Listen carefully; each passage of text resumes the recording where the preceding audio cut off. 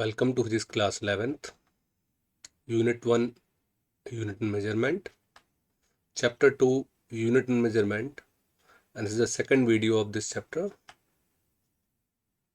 In this video, we will discuss about advantage of SI system, instructions to use SI system, metric system, other units for mass, length and time, direct and indirect method for measurement of length, especially parallax method and echo method. So first हमारे दो topics हैं, advantage of SI system और instructions for SI system. इसके पहले हम 4 system पढ़ चुके थे, सीजीएस, एमकेएस, एफपीएस और एसआई। और सीजीएस, एमकेएस और एफपीएस में केवल 3 ही चीज़ें थी, लेंथ, मास और टाइम, जबकि एसआई में 7 + 2 9 यूनिट सिस्टम्स थे। तो इसके क्या एडवांटेज हैं?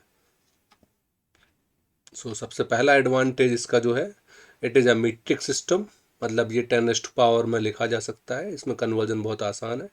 Second, it is coherent unit system, मतलब इससे एक दूसरे सिस्टम से दूसरे सिस्टम में स्विच ओवर करना आसान है, ये लिंक करना ईजिली जानता है। Third, it is logical unit system, इसमें हर चीज़ के लॉजिक्स हैं, आपको हर चीज़ को डिफाइन करके दिया गया है, कहीं कोई एक्सक्यूज नहीं है, सारी डेफिनेशन वेल डिफाइंड है। इंटरनेशनल एडोप्टेड सिस्टम है, ये सभी जगह एडोप्टेड है, तो आप एक जगह की मेजरमेंट को दूसरी जगह फॉलो कर सकते हैं। 1 यूनिट फॉर 1 फिजिकल क्वांटिटी, इसमें अगर टाइम की बात करेंगे तो सेकेंड है, मास की बात करेंगे तो किलोग्राम है, मतलब हर फिजिकल क्वांटिटी के लिए एक पर्टिकुलर यूनिट डिफाइन की गई है।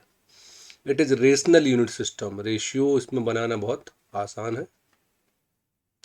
Unit of different physical quantity can be combined without using converging factor. अगर आप मीटर पर सेकंड लिखना चाहते हैं तो इसमें आपको किसी का मल्टीप्लाई और डिवाइड नहीं करना पड़ेगा। अगर आप न्यूटन मीटर पर सेकंड स्क्वायर लिखना चाहते हैं तो आपको किसी चीज़ का मल्टीप्लाई नहीं करना पड़ेगा। अगर आप फोर्स इंटू डिस्प्लेसमेंट करते हैं तो आप न्यूटन इंटू मीटर सीधे सीधे लिख सकते हैं। अब इसको यूज़ करने के कौन कौन से इंस्ट्रक्शंस हैं उनको देखते हैं। सबसे पहले अगर हम कहीं यूनिट लिखते हैं तो यूनिट अगर जब भी हम फुल फॉर्म में लिख रहे हैं, जैसे JOULE, तो हम यहाँ कैपिटल J लिखने की ज़रूरत नहीं है, हम स्मॉल JOULE नॉर्मल लैंग्वेज में ही लिखेंगे। लेकिन जब हम इसको कहीं सिंबल के फॉर्म में लिखेंगे और अगर वो किसी साइंटिस्ट का नाम है तब तो वो कैपिटल लेटर में आएगा, अदरवाइज वो स्मॉल लेटर में ही आएगा। जैसे जूल साइंटिस्ट जेम्स जूल का नाम है इसलिए वो कैपिटल J से रहेगा, लेकिन सेकंड किसी साइंटिस्ट का नाम नहीं है तो वो स्मॉल s से ही शो किया जाएगा। ऐसे ही एम्पियर, कूलॉम, सेल्सियस भी C से ही होता है, फ़ारेनहाइट, G से गॉस होता है, I से एम्पियर होता है, J से जूल होता है, K से केल्विन होता है, N से न्यूटन होता है, V से वोल्ट और W से वॉट। जो किसी साइंटिस्ट के नाम पे हैं वो यूनिट उनके ऑनर में उनके सिंबल को कैपिटल से शो करेंगे। The symbol of unit do not have plural form, हम कभी मीटर्स नहीं लिखेंगे। 70 हो चाहे 7000 हो, उसमें 70m ही लिखेंगे, 70ms नहीं लिखेंगे, प्लूरल फॉर्म यूज़ नहीं करेंगे। पंक्चुएशन यूज़ नहीं करेंगे, ये कोई शॉर्ट फॉर्म नहीं है, CC लिखा है क्यूबिक सेंटीमीटर, तो वो उसका शॉर्ट फॉर्म नहीं है कि जैसे DR के बाद डॉक्टर लिखना है तो DR के बाद डॉट लगा दें। यहाँ कोई पंक्चुएशन यूज़ नहीं करेंगे, सीधे सीधे हम CC लिख सकते हैं। तो ये इंस्ट्रक्शंस हैं और ये एडवांटेज हैं SI सिस्टम के। अब इसके बाद आता है मीट्रिक सिस्टम, बार बार आया मीट्रिक सिस्टम, एक बहुत बड़ी कैरेक्टरिस्टिक्स थी। तो मीट्रिक सिस्टम होता क्या है? ऐसा system of measurement in which multiplier can express in power of 10। ऐसे सिस्टम जिसमें हम किसी भी मल्टीप्लायर को, जैसे 100 सेंटीमीटर 1 मीटर लिख सकते हैं, तो 1 मीटर इक्वल टू 10⁻², वो लिखना बहुत आसान होगा, तो जिसको हम 10 की पावर में एक्सप्रेस कर सकें वो मीट्रिक सिस्टम है। लेकिन FPS मीट्रिक सिस्टम नहीं था। 1 फुट इक्वल टू 12 इंच होता है, जिसको हम 10 की पावर में शो नहीं कर सकते हैं, लेकिन 1 किलोमीटर इक्वल टू 1000 मीटर होता है, उसको हम इजीली 10⁻³ की पावर में शो कर सकते हैं। तो यहाँ पे कॉमन पंक्चुएशंस और प्रीफिक्स जो हम यहाँ यूज़ करेंगे और हर जगह ये मेन माने जाएंगे, प्रीफिक्स, सिंबल और multiplier.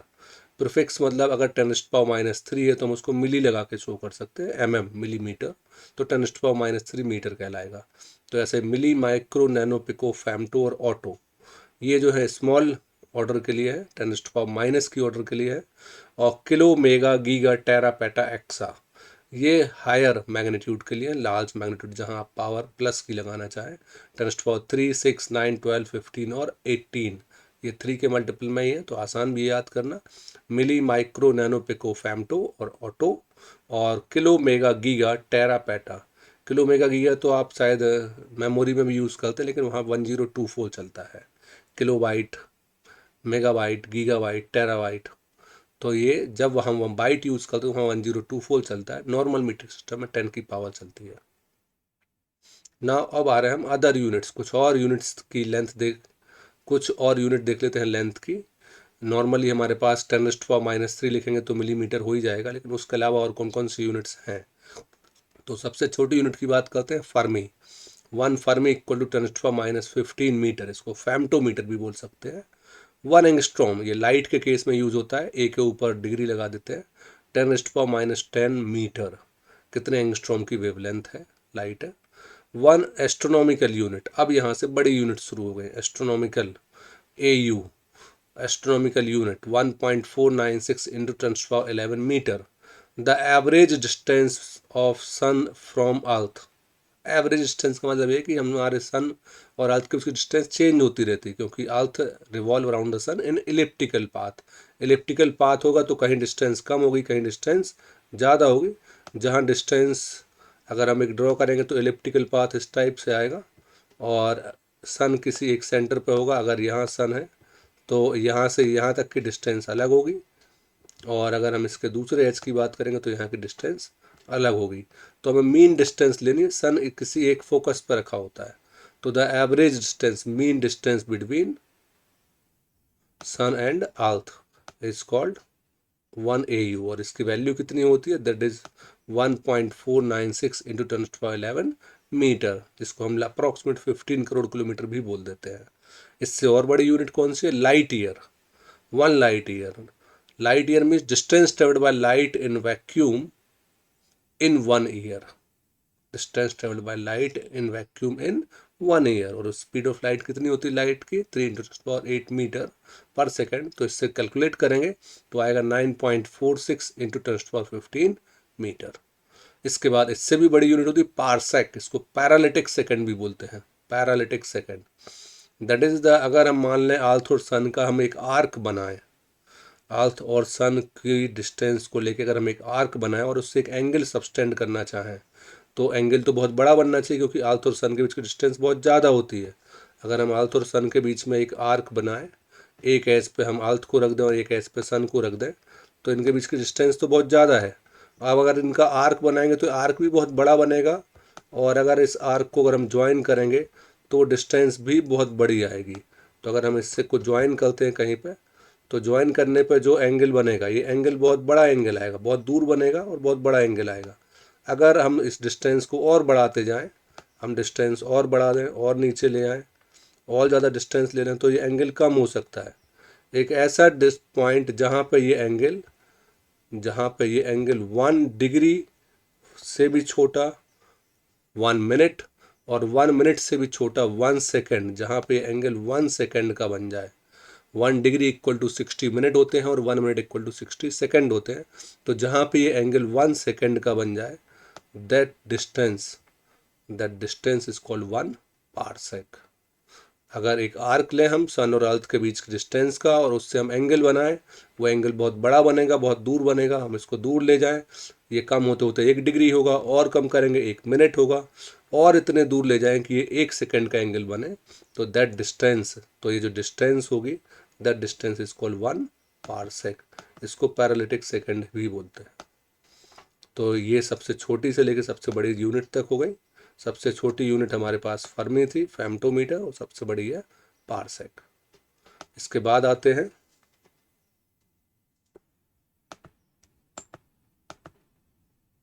Other unit of mass. मास की कुछ यूनिट और देखते हैं, लेंथ की यूनिट देख लिया, मास की यूनिट।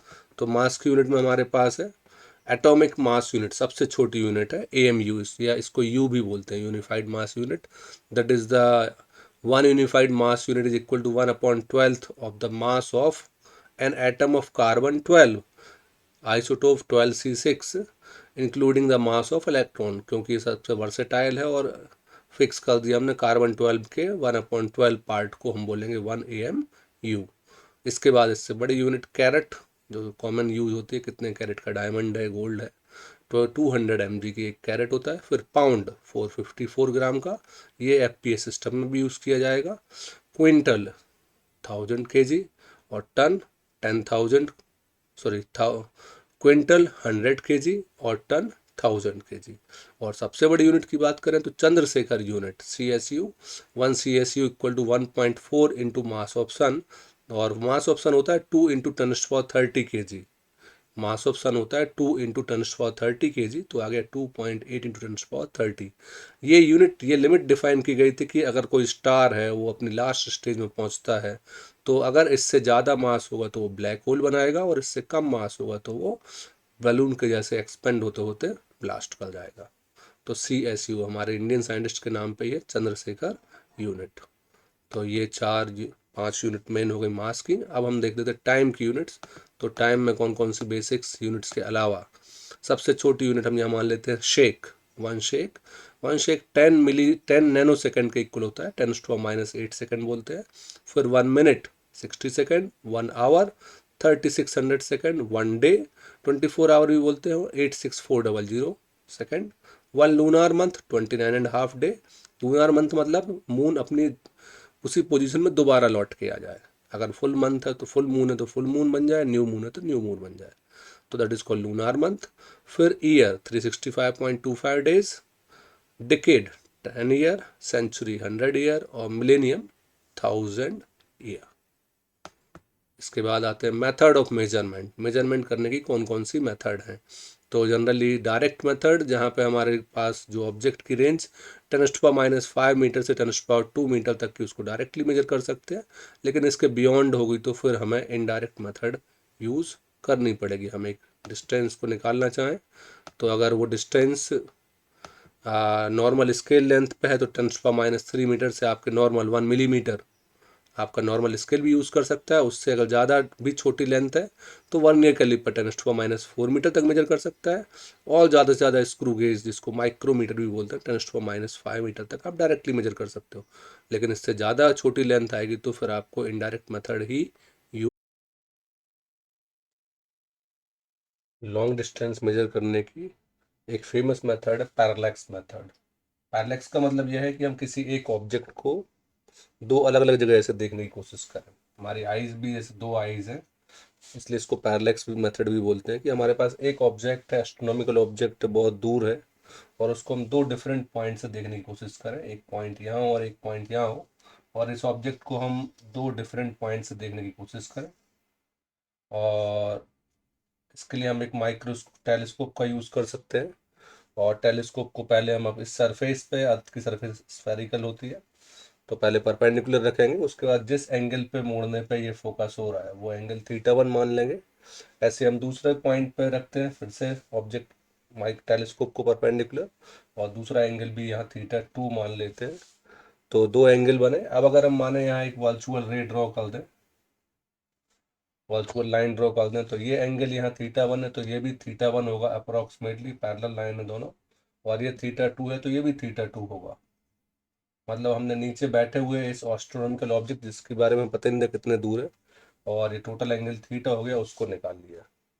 अब हमें यहाँ दोनों के बीच की डिस्टेंस तो हमें मालूम है ही, हम इस डिस्टेंस को इसको ए और इसको बी मान लेते हैं, और बीच की डिस्टेंस को हम यहाँ मान लेते हैं डी मान लेते हैं। और ये ऑब्जेक्ट है जिसके बारे में हमें कुछ पता ही नहीं कहाँ पे है, और इसकी डिस्टेंस हम यहाँ पे एक्स मान लेते हैं। तो अब हमें फॉर्मूला मिल गया angle equal to arc upon radius.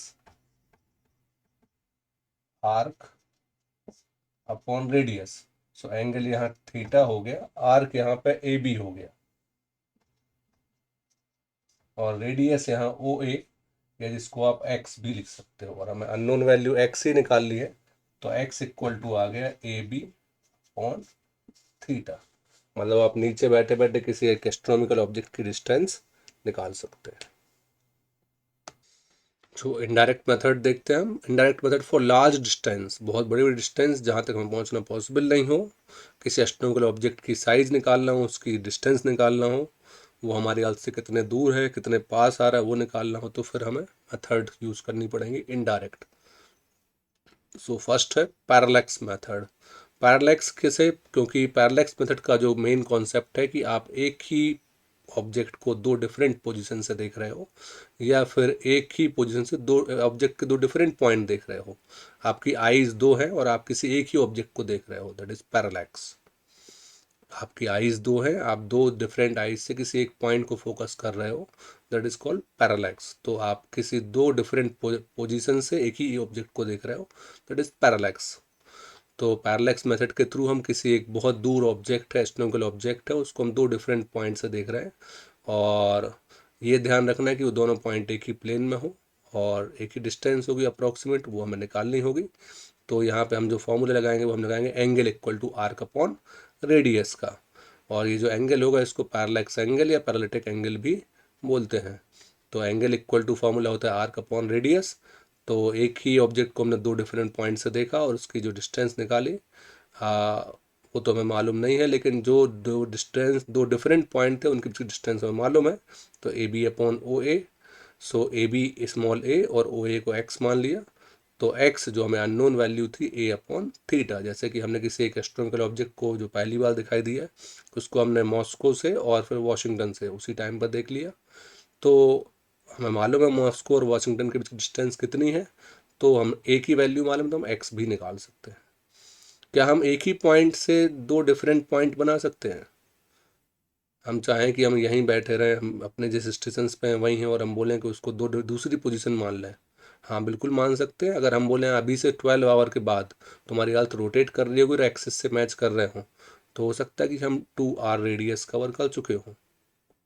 ये देखिए इसकी फर्स्ट पोजीशन, हम अर्थ उसके उसी पॉइंट पे हैं, लेकिन अगर हमने 365 डेज का हाफ ऑफ द ईयर अगर हमने कवर कर लिया तो हम दूसरे पॉइंट पहुंच चुके हैं, सन के अपोजिट पहुंच चुके होंगे। और अब अगर हम उसी ऑब्जेक्ट को ट्रेस करना चाहते हैं तो फिर अब देखिए हम पहले वाले ऑब्जेक्ट से हम उसको फोकस करेंगे, और फिर पहले वाले पॉइंट से उसी ऑब्जेक्ट को फोकस करेंगे, और फिर दूसरे पॉइंट जो 6 महीने बाद आने वाला है उससे उसी पॉइंट को फोकस करेंगे। तो अब दोनों पॉइंट के बीच की डिस्टेंस कितनी होगी यहाँ पर? 2 एस्ट्रोनॉमिकल यूनिट, और angle equal to arc upon radius. तो फिर हम बहुत दूर रखे हुए स्टार को भी हम इस मेथड से निकाल सकते हैं। हम उसी पॉइंट पर थे लेकिन 6 महीने बाद हमारी पोजीशन जस्ट अपोजिट हो चुकी थी। तो angle equal to arc upon radius, same formula लगाया तो x equal to 2 AU upon theta.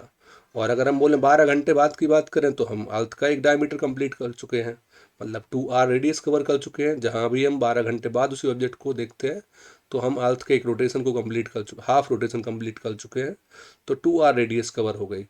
तो दो एंगल मिले हमें, एक θ1 हमने टेलीस्कोप को परपेंडिकुलर रखा और उस ऑब्जेक्ट को फोकस किया, फिर दोबारा 12 घंटे बाद फिर उसी ऑब्जेक्ट को फोकस किया, और दोनों के बीच के एंगल्स को हमने यहाँ देखा कि थीटा इक्वल टू θ1 प्लस θ2, और angle equal to arc upon radius. So x equal to यहाँ पे unknown radius 2r upon theta भी आ जाएगी। तो तीन डिफरेंट मेथड हो गई। अब इसके बाद इसकी सेकंड, तीनों मेथड का एम सेम था, लेकिन अब हम अगर हम चाहते कोई ऐसा एस्ट्रोनॉमिकल ऑब्जेक्ट जिसकी हमें डिस्टेंस तो पता है, साइज नहीं पता, हम अर्थ पे बैठे हुए हम उस डिस्टेंस हमें मालूम है मून की अर्थ से डिस्टेंस कितनी है, लेकिन मून की डायमीटर निकालनी है, तो फिर हम इस मेथड को यूज़ करेंगे। ये भी पैरेलैक्स मेथड है लेकिन इसका दूसरा वर्जन है। हम यहाँ एक ही पॉइंट से उस ऑब्जेक्ट के दोनों पॉइंट को, दोनों साइड को फोकस करेंगे, और फिर टेलीस्कोप को एक ही पॉइंट पर फोकस करते हुए एक ही पॉइंट से उस एस्ट्रोनॉमिकल ऑब्जेक्ट के फर्स्ट एज फिर सेकंड एज को फोकस करते हुए एंगल निकालेंगे।